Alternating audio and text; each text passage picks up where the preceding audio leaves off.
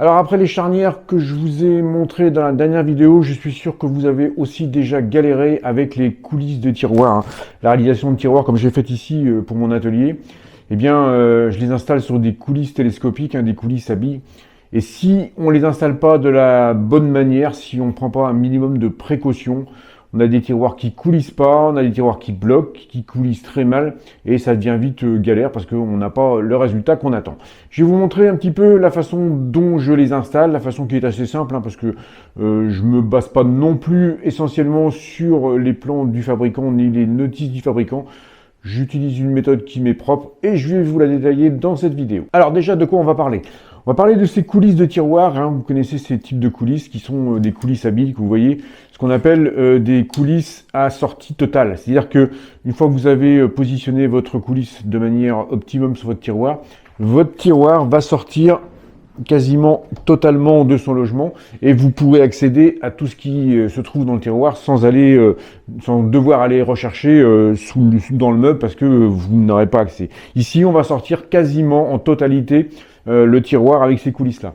Ces coulisses, elles ont aussi l'avantage de supporter quand même pas mal de poids. Si je prends celles-ci qui sont des 500 mm, eh bien, elles vont supporter jusqu'à 45 kg.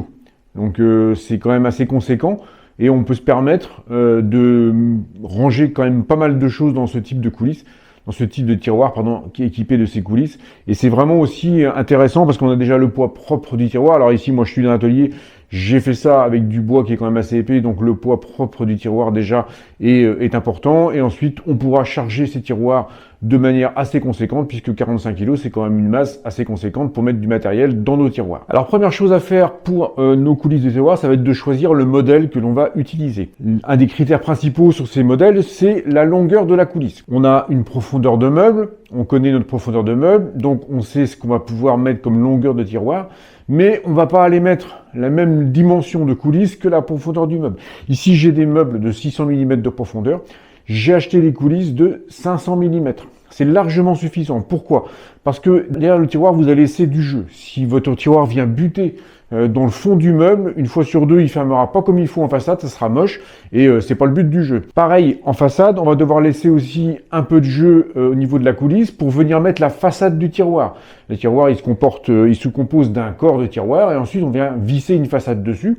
Donc on aura aussi besoin de l'épaisseur de la façade en partie avant. Donc prenez 100 mm de moins que votre longueur, que votre profondeur de meuble, ça sera largement suffisant pour avoir des tiroirs qui s'ouvrent complètement et qui sont complètement supportés par la coulisse. Si on regarde un peu plus près comment fonctionnent ces coulisses, hein, vous les connaissez sûrement parce que vous en avez sûrement dans vos meubles de cuisine ou autres. Donc ce sont trois réglettes, hein, qui coulissent sur des billes. Alors c'est un mouvement très doux, c'est un mouvement très agréable, ça ferme bien. En partie arrière, ici, on a un petit verrou, c'est un petit verrou caoutchouc qui permet de venir coincer la coulisse en fin de course, qui évitera au tiroir de se réouvrir si jamais il a un petit peu de pente ou qu'il n'est pas tout à fait bien calé, donc il ne se réouvrira pas puisqu'il a la petite butée caoutchouc. Ces coulisses, comme vous pouvez le voir, elles sont munies d'un certain nombre de trous et on va faire comme on a fait pour les charnières, hein.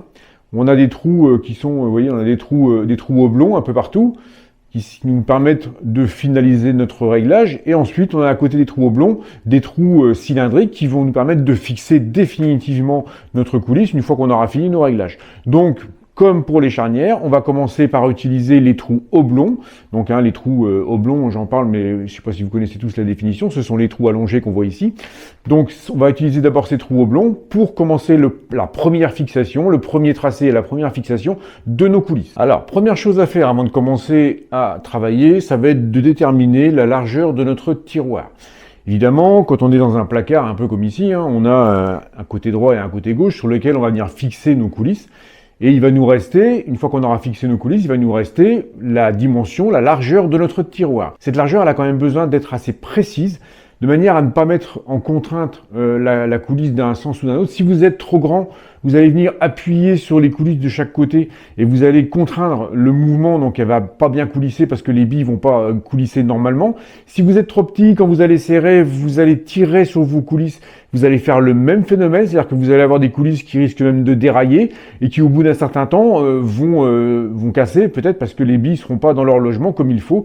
Il faut vraiment être précis sur cette mesure-là. Donc on a plusieurs méthodes, enfin, on a notamment 2 méthodes pour connaître la dimension de notre tiroir.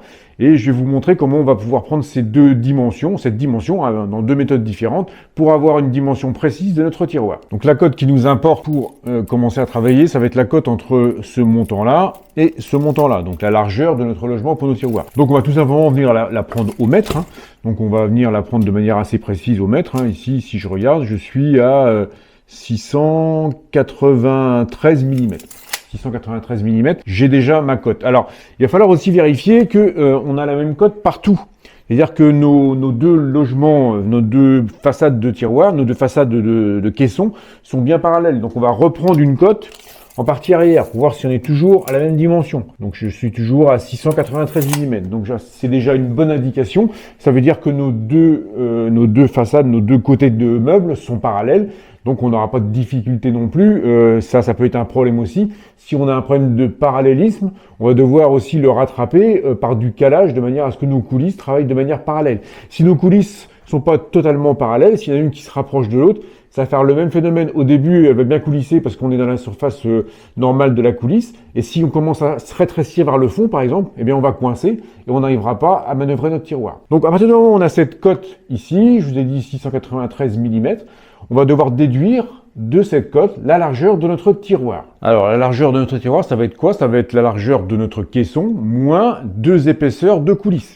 Alors, si on a de la chance et qu'on a une doc avec nos coulisses, on va trouver l'épaisseur qui est marquée dessus. Alors ici, j'ai de la chance, moi. On peut voir que on a des coulisses qui sont d'une épaisseur de 13 mm. Donc, j'ai de la chance. Sur ma doc, ça a été spécifié. Il y a beaucoup de coulisses où vous n'aurez pas forcément l'épaisseur. Mais même si on a l'épaisseur qui est spécifiée dessus, il est toujours bon de vérifier. Alors, on peut prendre de cette manière-là, c'est-à-dire qu'on va empiler nos 2 coulisses, l'une sur l'autre. Et puis, on va prendre un pied à coulisse. Voilà, hein, tout simplement un pied à coulisse standard. Et on va mesurer les 2 coulisses. Donc là, on a de la chance. Hein. On a dit qu'on avait sur la doc, j'espère que je vais réussir à vous montrer, 26,6. Donc on a bien la cote qui est spécifiée sur notre doc. Donc on a bien des coulisses qui font 13 mm d'épaisseur. Donc ça, voilà, si vous avez la doc, vous regardez sur la doc, et rien n'empêche de donner un petit coup de pied à coulisse pour vérifier. Mais maintenant, on connaît la largeur de notre tiroir qui va être de, donc, moi ici, 693 moins 2 fois 13 mm. Donc 693 moins 26 mm, ce qui nous donne 667 mm. Donc cette cote de 667 mm va nous donner la largeur de notre tiroir, la largeur maximum de notre tiroir. Donc ce qui correspond pour le mien, vous voyez ici, hein, j'ai les 2 partie mobile de la coulisse. Donc c'est cette dimension-là, ici, de 667 mm. Donc si on regarde sur la doc, comme je vous ai montré tout à l'heure, on peut voir qu'on a 13 mm, ici, 13 mm plus ou moins 0,2. Ça veut dire qu'on pourra avoir 2 dixièmes de décalage de chaque côté, ça fait pas grand-chose. Donc essayez d'être précis dans vos découpes, notamment du fond de votre tiroir, qui lui sera la première partie qui permettra d'avoir les cotes respectées de la largeur de votre caisson, moins celle des coulisses. Ensuite, une fois qu'on a déterminé la largeur de nos tiroirs, on va devoir fixer nos coulisses. Donc on a un modèle droit, un modèle gauche en fonction de la sortie de notre tiroir. Hein. Donc ici, j'ai un modèle qui va se mettre à gauche, ici, hein, qui se mettra sur le côté gauche, puisque mon tiroir viendra se fixer ici, côté intérieur. Donc on va devoir les positionner, en profondeur, puisque je vous ai dit qu'elles ne faisaient pas la dimension totale de la profondeur de mon meuble, puisque moi j'ai pris des coulisses de 100 mm de moins. Donc on va devoir les positionner par rapport à la face avant, et on va devoir les positionner également en altitude, suivant le nombre de tiroirs que vous voulez mettre, suivant le jeu que vous voulez mettre entre vos tiroirs. Donc ça, on va regarder un petit peu comment on peut faire. Donc là, pour qu'on voit mieux, j'ai démonté les 3 tiroirs supérieurs. Alors, pour positionner les glissières en hauteur, c'est pas compliqué du tout. On va se servir de cale. Alors ici, moi, j'ai pris un morceau d'OSB de 18 mm que j'ai placé sous ma coulisse. Donc, on peut le voir ici. Hein. J'ai peut-être plus facile de le mettre ici sur le deuxième tiroir pour vous montrer, parce que c'est la même chose. Donc, que ce soit la première ou la deuxième coulisse, j'ai placé ici sur le fond de mon meuble et ici sur le haut de mon premier tiroir, quand j'ai placé ma deuxième coulisse, j'ai placé cette cale en bois qui m'a permis d'aligner ma coulisse en hauteur et de pouvoir remettre la même hauteur exactement de l'autre côté. Voilà, j'ai recalé mon bout de bois de l'autre côté, de manière à ce que mes coulisses soient exactement à la même hauteur, à droite comme à gauche. Donc ça permet d'avoir l'altitude. Ça vous permet de laisser du jeu aussi en dessous de vos tiroirs. Ne collez pas vos coulisses directement sur le fond. Laissez toujours un peu de jeu, que ce soit au moins 10 mm, 20 mm, de manière à ce que la coulisse ne soit pas mise en contrainte avec le fond de votre tiroir et que vous ayez un petit peu de réglage si vous avez besoin. Donc laissez toujours un petit peu de jeu en dessous de votre première coulisse. Et ensuite, vous empilez vos différentes coulisses. Donc là, j'ai recalé ma deuxième coulisse par rapport au haut du tiroir. J'ai remis 18 mm, ce qui m'a permis d'avoir une altitude exactement identique sur la coulisse de droite, sur la coulisse de gauche. Pour les deux autres tiroirs qui se trouvent au-dessus, j'ai voulu faire deux tiroirs un petit peu plus petits. Donc, pour avoir la place de mettre deux tiroirs, j'ai utilisé une cale un petit peu plus fine. Donc ici, c'est du 8 mm que j'ai... Alors, le tiroir a démonté, mais j'ai posé également cette plaque sur le haut du deuxième tiroir. Et je me suis retrouvé à pouvoir placer ma troisième coulisse très facilement. J'ai fait la même chose à droite et à gauche. Comme ça, j'ai eu également ma troisième coulisse qui était placée à la même altitude à droite et à gauche. Et j'ai fait exactement la même chose pour la dernière coulisse. Donc, pour les placer en altitude, vous vous servez de cale de bois et vous allez pouvoir répercuter la hauteur de droite et de gauche très facilement. Le fait d'utiliser des cales, c'est beaucoup plus simple que de tracer, parce que tracer dans un meuble, vous n'allez pas forcément être en face. On a vite fait de perdre 1 ou 2 mm parce qu'on n'est pas forcément en face du mètre, donc on voit pas bien où on trace. Il faut après tracer un trait bien rectiligne sur les deux marques, c'est vraiment galère. Avec les cales, vous êtes sûr d'avoir la même hauteur partout et c'est vraiment beaucoup plus simple et beaucoup plus rapide à faire. Alors, la deuxième étape pour placer nos coulisses, ça va être de les placer correctement en profondeur. Alors, je vous ai parlé tout à l'heure de la distance qu'on devait garder en face avant pour pouvoir venir mettre une façade de tiroir. Bon, c'est un morceau d'essai, hein, c'est un exemple. Donc ici, quand mes tiroirs vont être vraiment tous terminés, je vais venir revisser sur la face avant des façades complètes qui vont s'empiler les unes comme au-dessus des autres avec un jeu minimum, de manière à avoir quelque chose d'esthétique. Donc je vais venir remettre une façade de 18 mm sur mes tiroirs. Donc ça, je dois le prendre en compte au départ. Donc ça veut dire que je dois au moins laisser entre le bord extérieur de ma structure ici et le bord de mon tiroir, je dois au moins laisser 18 mm. Je ne vais pas laisser que 18 mm parce que une fois sur deux, je suis quasiment sûr que ça va dépasser si je laisse. Donc je vais me laisser 20 mm et je m'en fiche si mes façades elles rentrent un petit peu à l'intérieur de ma structure, ce sera plus joli que si elles dépassent. Donc je vais prendre comme code 20 mm pour la face avant de mes tiroirs, donc de mes coulisses. Donc ce que je dois faire, c'est que je dois aligner l'extrémité de ma coulisse. Vous voyez, c'est la partie avant de la coulisse, puisque la coulisse, elle sort par ici. Donc cette extrémité-là de ma coulisse, je vais devoir l'aligner à ma cote de 20 mm que j'ai déterminée avec mon épaisseur de façade, plus un petit jeu de 2 mm. De plus, comme j'utilise les trous oblongs qui sont ici là pour la fixation de mes coulisses, si jamais, une fois que j'ai terminé, je veux réapprocher pour être sûr d'être les 2 mm de jeu, je veux les récompenser en revenant vers l'avant, je pourrais toujours redémonter mes vis et coulisser mes deux coulisses de 2 mm de manière à ce que toutes mes façades soient bien alignées. Mais ça sera dans un deuxième temps quand tout sera installé. Donc, j'ai besoin d'avoir un point de repère qui va se situer à 20 mm de ma face ici. Donc je reprends mon équerre à combinaison, oui ça sert souvent les équerres à combinaison, que j'ai réglé à 20 mm. Et ensuite, je l'ai déjà fait, mais je vais tracer sur toute la hauteur un trait à 20 mm du bord. Ça va me permettre d'avoir un repère pour aligner l'extrémité de mes coulisses. Une fois que j'ai fait ça, je sors ma coulisse comme ça, je prends un crayon, je la maintiens comme il faut, je marque tous mes trous oblongs, je fais un petit avant-trou à la perceuse, comme j'ai fait pour mes charnières, hein. Je fais un petit avant-trou à la perceuse et je viens ensuite visser ma coulisse dans le côté du meuble. Et je refais la même chose de l'autre côté. Quand on parle de fixation, je vais reparler encore des vis, hein, comme j'ai fait pour les charnières, vous voyez. Donc avec les coulisses, on a des vis qui sont livrées, mais encore des vis à tête fraisée.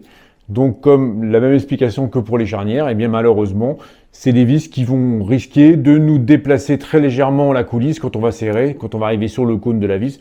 Donc utilisez des vis à tête ronde, hein, avec une tête plate en dessous, de manière à ne pas risquer de déplacer votre coulisse et de perdre votre réglage. Alors au début de la vidéo, je vous ai dit qu'il y avait deux méthodes pour mesurer la dimension de notre tiroir. Donc je vous ai parlé de la première qui consistait à prendre la dimension de notre caisson et de retirer 2 fois l'épaisseur de notre coulisse. Mais je vous ai pas montré la deuxième méthode qui est à prendre une fois qu'on a monté nos coulisses. Alors ça peut être une méthode complémentaire de manière à vérifier ce que l'on a calculé. C'est pas non plus déconnant de le faire comme ça. Donc quand nos coulisses sont montées, avant qu'on mette les tiroirs, on va se trouver comme ça avec nos coulisses qui sortent complètement. Et la dernière partie qui se trouve ici, c'est là-dessus qu'on va venir fixer notre tiroir. Donc ce qu'on peut faire, c'est qu'on va pouvoir les sortir, pas complètement comme ça, on va les sortir de quelques centimètres. On va sortir la dernière partie, la plus fine, on va la sortir de quelques centimètres ici.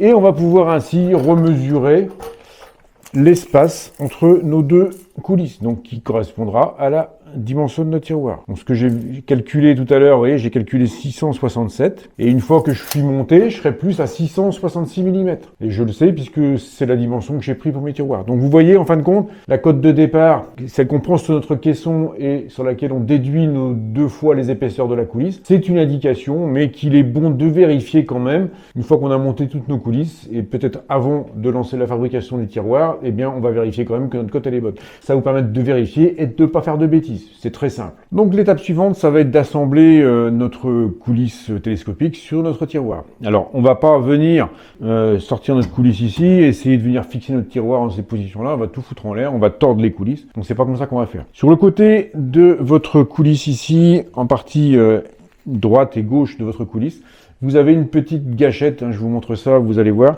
Vous avez une petite gâchette qui permet de déverrouiller la partie extérieure de votre coulisse, la partie la plus, celle qui sort le plus loin de votre coulisse.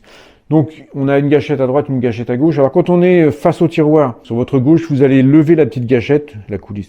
Voilà, je la remets en place. Vous allez lever la petite gâchette et à l'opposé, sur la coulisse de droite, quand vous êtes face à votre tiroir, vous allez baisser la petite gâchette. Donc si je lève ma petite gâchette, hop, je sors tranquillement, voilà, et je me retrouve avec la partie extrême de la coulisse, celle que je vais fixer sur mon tiroir. Donc ça va me permettre de fixer de manière simple la coulisse extrême sur mon tiroir. Utiliser également, pareil, les trous oblongs si j'ai besoin de faire un petit réglage. Ici, j'ai la forme.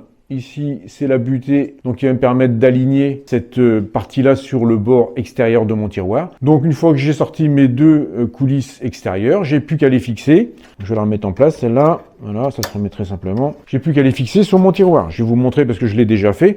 Donc, on utilise encore une fois le même principe. Voilà, je vous montre ici. Donc, on utilise les trous oblongs. Voilà.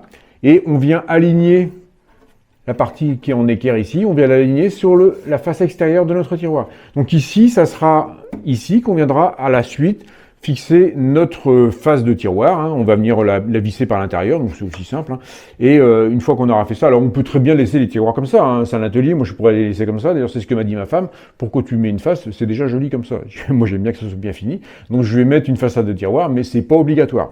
Donc une fois qu'on a fait ça, on va venir aligner notre coulisse sur le côté de notre tiroir. Alors ici, moi j'ai choisi de mettre la coulisse à 10 mm parce que c'est mes deux tiroirs du haut, donc j'avais besoin d'un jeu minimum. J'ai mis ma dernière coulisse à 10 mm du bas du tiroir. Je vais vous montrer sur un autre tiroir, vous allez voir. La coulisse, elle est alignée sur l'extérieur, sur le bord, sur le fond de mon tiroir. Hein. Donc j'ai aligné ma coulisse sur le fond de mon tiroir. Donc c'est facile, hein, puisqu'on a ce point de repère qui est le fond du tiroir, on l'aligne complètement, on perce nos 3 avant-trous, on visse, et après on peut fixer définitivement avec les trous. Et pareil, sur celle-ci, la petite équerre qui est en bout de la coulisse est alignée voilà, sur la face avant de mon tiroir. Une fois que vous avez assemblé la partie mobile de la coulisse sur votre tiroir, il suffit de sortir, vous sortez d'une dizaine ou une quinzaine de centimètres les coulisses fixes, là, et puis vous venez remettre votre tiroir en position. Voilà, un côté comme de l'autre, et puis vous enfoncez jusqu'au bout, ça se reclipse tout seul et ça se remet. Donc là, une fois que c'est reclipsé, votre tiroir il peut plus aller plus loin.